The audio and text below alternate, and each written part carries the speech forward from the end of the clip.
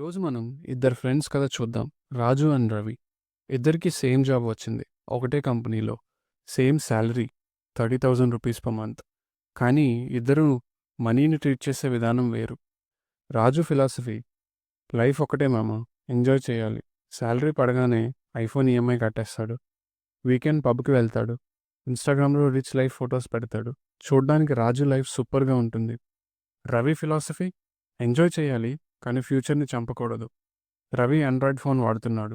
పీజీలో ఉంటూ సింపుల్గా హోమ్ ఫుడ్ తింటున్నాడు. చూడ్డానికి రవి లైఫ్ బోరింగ్గా అనిపిస్తుంది. కట్ చేస్తే 3 ఇయర్స్ తర్వాత కంపెనీలో రిసెషన్ వచ్చింది. ఇద్దరిని జాబ్ నుంచి తీసేశారు. సిచ్యువేషన్ ఏంటి? రాజు, బ్యాంక్ నుంచి కాల్స్ వస్తున్నాయి. ఈఎంఐ కట్టడానికి డబ్బులు లేవు. రెంట్ కట్టడానికి ఫ్రెండ్స్ని అడుగుతున్నాడు. Total stress. రవి కామ్గా ఉన్నాడు. తన దగ్గర 6 మంత్స్కి సరిపడా ఎమర్జెన్సీ ఫండ్ ఉంది. అప్స్కిల్ అయ్యి వేరే జాబ్ వెతుక్కుంటున్నాడు. డిఫరెన్స్ ఎక్కడొచ్చింది? శాలరీ ఒకటే కదా. డిఫరెన్స్ శాలరీలో లేదు, సిస్టంలో ఉంది. రాజు దగ్గర ప్లాన్ లేదు, రవి దగ్గర రూల్ ఉంది. ఆ రూల్ పేరే 50-30-20. రండి, రవి ఫాలో అయిన సీక్రెట్ సిస్టమ్ని ఈరోజు మనం డీకోడ్ చేద్దాం. Hello friends, welcome to salary logic. ఆ స్టోరీలో రాజు మనలో చాలామంది శాలరీ వచ్చిన 10 డేస్కి అకౌంట్ ఖాళీ అవుతుంది అంటే we are living Raju's life. Danger ఏంటంటే జాబ్ ఉన్నంత వరకు ఏమనిపించదు. చిన్న ప్రాబ్లం రాగానే లైఫ్ కొలాప్స్ అవుతుంది. సో ఆ కొలాప్స్ రాకూడదు అంటే ఎలిజబెత్ వారెన్ అనే అమెరికన్ ప్రొఫెసర్ చెప్పిన 50-30-20 రూల్ని మనం నేర్చుకోవాలి. కానీ చిన్న ట్విస్ట్, టెక్స్ట్ బుక్లో రూల్ ఇండియన్స్కి సెట్ అవ్వదు. దాన్ని మన స్టైల్లో ఎలా మార్చాలో చూద్దాం. అసలు స్టాండర్డ్ రూల్ ఏం చెప్తుంది? మీకు వచ్చే శాలరీలో 50% నీడ్స్కి, rent, food, bills, transport, groceries etcetera. 30% వాంట్స్కి, movies, shopping, eating out, travel etcetera.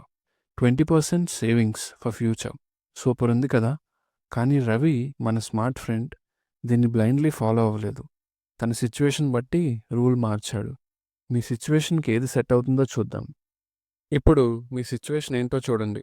Scenario 1, మీరు లోకల్, అంటే ఇంకా అమ్మా నాన్నతోనే ఉంటున్నారు.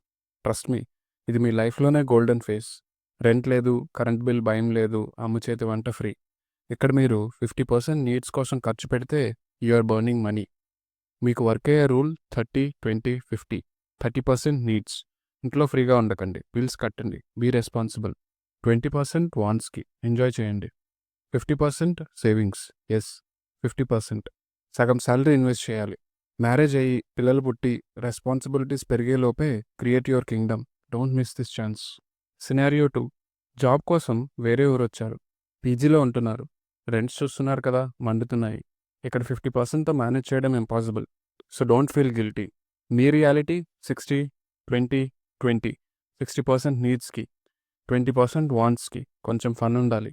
20% సేవింగ్స్, ఇది మీ ఆక్సిజన్. మీ రెంట్ పెరిగినా, ఖర్చులు పెరిగినా ఈ లాస్ట్ 20% మాత్రం టచ్ చేయకండి. అది మీ ఫ్యూచర్ సెల్ఫ్కి మీరు ఇచ్చే రెస్పెక్ట్. గుర్తుందా స్టోరీలో రాజు స్ట్రెస్ అవ్వడానికి మెయిన్ రీజన్ ఈఎంఐ. తను వాంట్స్ని నీడ్ అనుకున్నాడు. ఆఫీస్లో అందరూ ఐఫోన్ వాడుతున్నారు, నేను కూడా కొనాలి అని షో ఆఫ్ కోసం ఐఫోన్ కొన్నాడు. Simple logic. ఆఫీస్కి వెళ్ళడానికి మీకు బైక్ కావాలి, అది నీడ్. షో ఆఫ్ చేయడానికి రాయల్ ఎన్ఫీల్డ్ కావాలి, అది want. Ravi rule simple, wants equals to cash only. Cash ఉంటేనే వాంట్స్ వైపు వెళ్ళండి. ఈఎంఐ పెట్టుకుంటే you became a slave to the bank. Wait చేయండి, వరల్డ్ ఆగదు. ఇంకో సీక్రెట్ చెప్తా. రాజు జాబ్ పోయాక పానిక్ అయ్యాడు, కానీ రవి కామ్గా ఉన్నాడు.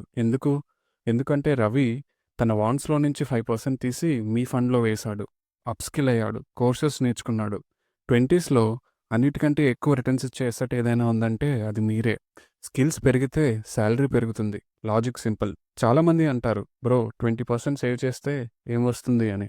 Let's see, me salary 30K అయితే 20% equals to 6,000 per month. Just 6,000 కదా. ఆ 6,000 రవిని కాపాడింది. ప్రతి నెల 6K ఇన్వెస్ట్ చేస్తే 3 ఇయర్స్లో అది ఆల్మోస్ట్ 2.5 lakhs అవుతుంది విత్ ఇంట్రెస్ట్. అది రాజు దగ్గర లేదు, రవి దగ్గర ఉంది. Small amounts add up to big freedom. So friends, మీరు రాజులా ఉండాలనుకుంటున్నారా లేదా రవిలా ఉండాలి అనుకుంటున్నారా? చాయిస్ మీదే. శాలరీ వచ్చిన సేమ్ డే డివైడ్ చేయండి. కానీ ఒక క్వశ్చన్, రవి 3 ఇయర్స్లో సేవ్ చేసిన ఆ డబ్బుల్ని ఎక్కడ దాచాడు? బ్యాంక్స్లోనా, స్టాక్స్లోనా, గోల్డ్లోనా? అసలు అది ఎంత ఉండాలి, ఎక్కడ దాయాలి? ఇది నెక్స్ట్ వీడియోలో డీటెయిల్డ్గా మాట్లాడుకుందాం. Don't miss it. సబ్స్క్రైబ్ చేసుకోండి. This is salary logic signing off.